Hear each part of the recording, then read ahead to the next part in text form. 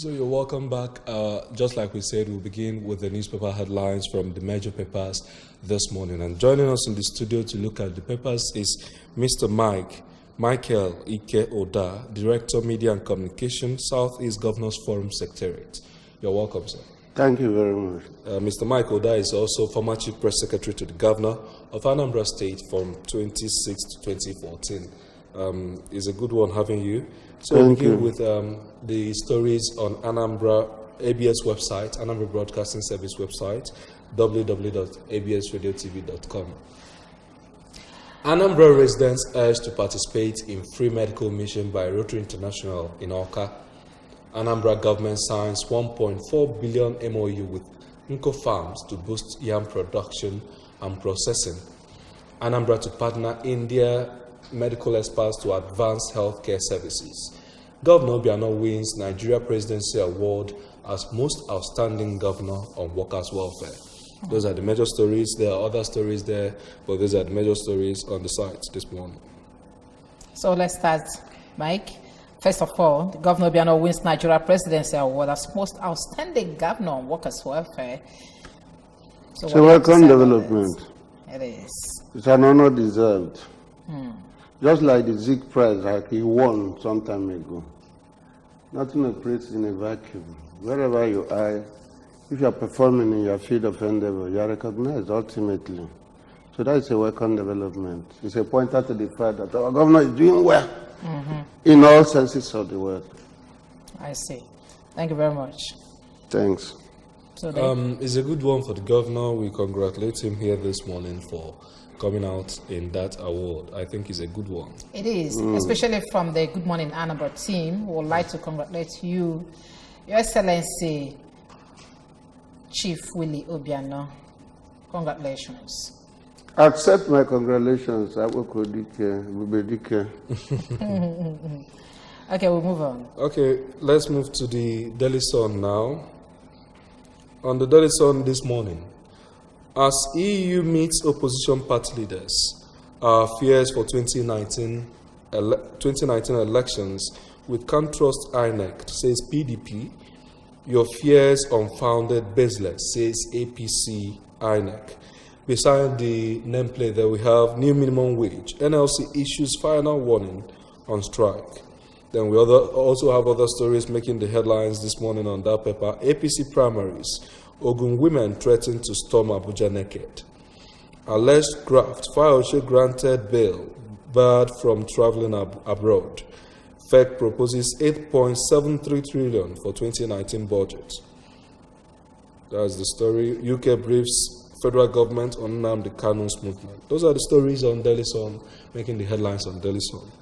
Okay, and we look at the banner headline. As EU meets opposition party leaders, our fears for 2019 election, these fears has been there, and I think it's always coming from the opposition, because those of them in power feel that they are in control of everything, all the institutions, and now that's why they display alleging some fears. Mr. Maikoda. Such fears are commonplace. Democracy allows for the participation of different political parties and different political actors. And once you have more than one person or one organization engaged in a competitive enterprise, like politics, it also applies to a large extent to the economic enterprise. There is bound to be competition. And where there is competition, there is bound to be some form of fear. Fear of being outdone, maybe legitimately, or fear of being outdone through a crooked means. So it's understandable why such fears exist. Bringing it down to politics, and 2019 specifically, we just talked about the fact that the fears are coming from the opposition camp. It's natural, because come to think about it, the ruling party controls all the paraphernalia. Talk about the military, for instance, the Nigerian army. Who appoints the chief of army staff? Who allows the chief of army staff that is there to stay or not to stay? recall what happened not very long ago. Mr. President was away to, I think, China.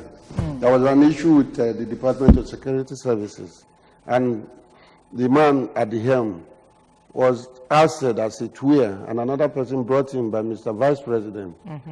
Unfortunately, when Mr. President came back, he changed them. So such things are commonplace. They are part and parcel commonplace, but then democracy. The question that we keep asking: when is our institutions going to be free from the manipulations of the executive? Because it's only that will start thinking of having a very good election, very good army, very good police, but as long as the federal government keeps appointing head of institutions, how are we going to make a headway? There's no freedom in life anywhere on the surface of the earth. What did the Roths say? Man is born free, but he's everywhere in chains. There's no freedom. Not even in your own nuclear family.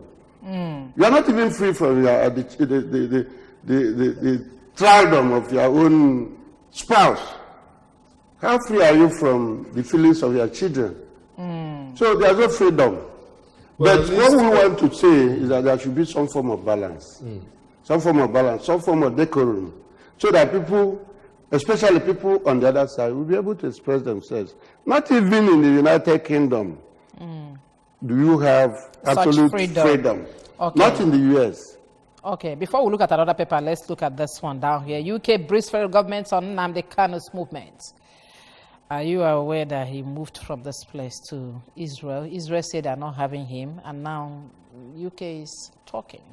I read it in the media. I read that. I was very happy at the end of the day that his whereabouts could be ascertained. Because I was personally worried as an Igbo man that after that brouhaha in his father's house. There were a lot of statements and counter statements. Members of the group said they were looking for him. I was personally worried. So when I heard about this... And the army said they're not having him. The army said they were not having him. And no corpse was seen. So when this idea of his having been found in Israel or UK issuing some statement about him, it came as a relief. You have to be alive to do some other things. So I'm personally relieved, and I think I'm speaking the minds of many people. All right. It's a different kettle of fish where he is at the moment, yes, and what he wants to do. The next steps, those are different things. It's okay. Okay, we move over to Daily Times. Daily Times, anti-graft war lands in aviation. Reps probe 60 billion naira looting in defunct Nigeria Airways. Seek revisit of Justice Obiора's Commission's report. Reps concur with Senate pass Electoral Act Amendment Bill. Kaduna killings, Senate accuses El Rufai of complicity, blamed federal government for negligence. 6.9 billion naira fraud. Ex-Governor Fayoche gets 50 million naira bail. Trial begins November the 19th.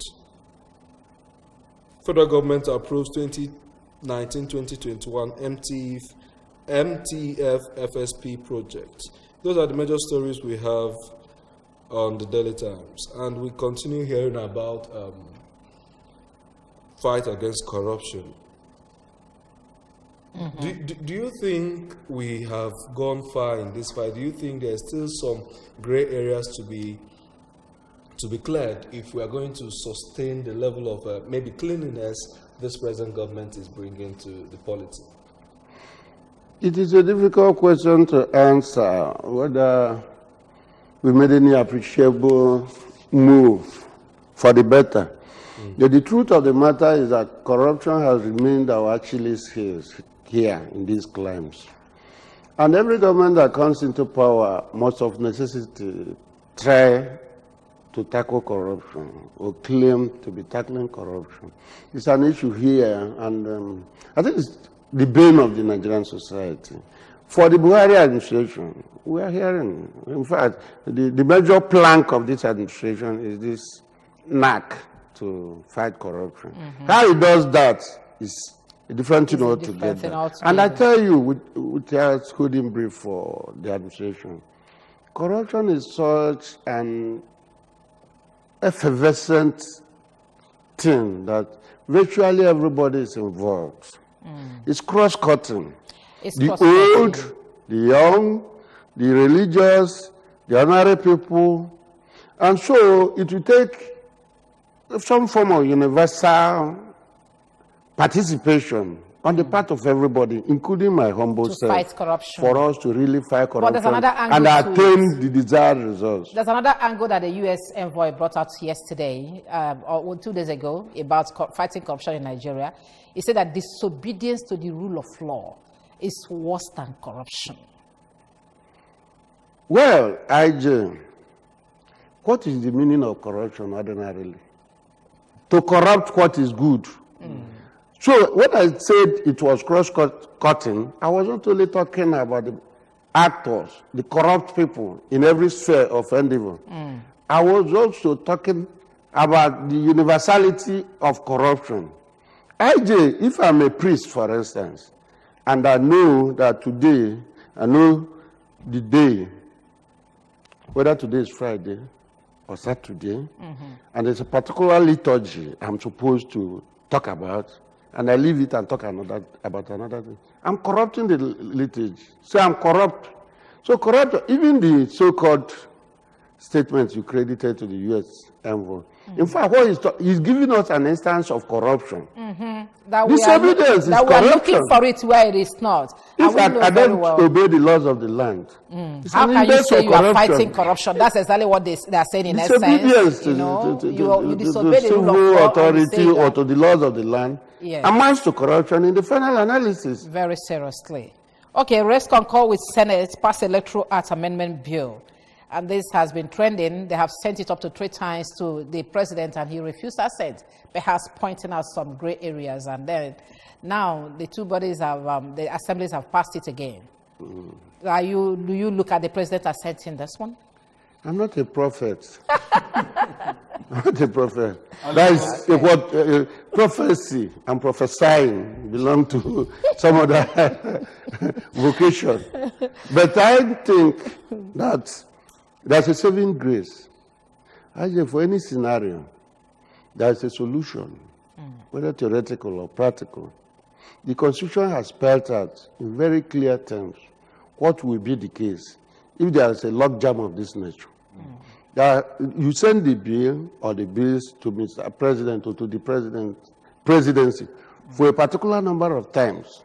If he refuses, there's a recourse to somewhere else. Go ahead, we have the judiciary. So these are things that we should not really seriously bother about because there is a procedure in place of how to deal with them. All right, let's go over to the Punch newspaper now. Nigeria has serious revenue problem. Budget office. Alleged 22.2 billion fraud. Fayose gets 50 million bail. That's still the story making the headlines. NLC threatens to shut down Nigeria after November 6. Secondus to EU. PDP has no confidence in INEC yet. You are bad losers. APC tells Amosun, DG Vaughan, others. I was deceived and defrauded by APC.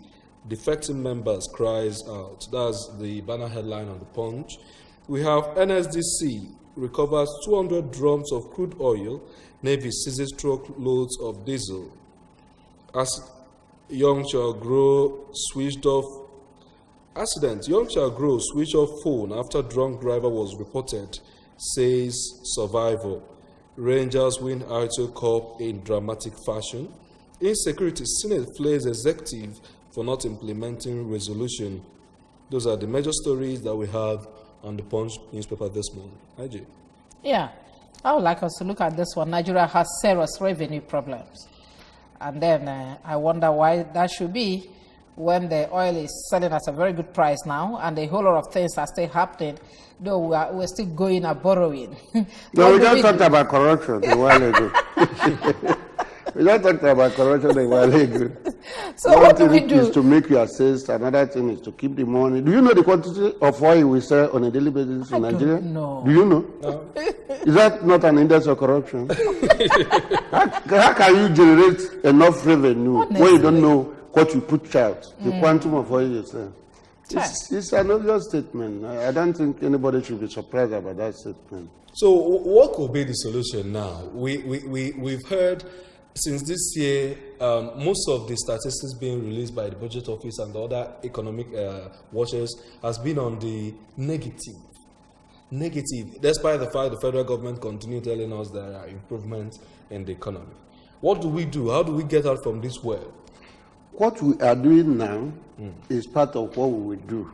When you identify a problem, you discuss the problem, you brainstorm over the problem with a view to finding solutions while condemning it. What we are doing, we are on course. But there is much more that can be done than what we are doing now. It will take a total commitment. It will take some form of revolution on a large scale. Revolutions by nature are done on a large scale. Okay, there will be a rethink on our part to leave the wrong things we are doing and embrace good things. But I tell you, worldwide, things are dwindling. Talk about gay culture. Talk about undue independence given to children all over the world. You find out that virtue is becoming something utopian these days. But we continue to struggle. Let's take this call. We must continue. Our first caller this morning. Hello. Hello, good morning. Maybe you call us back.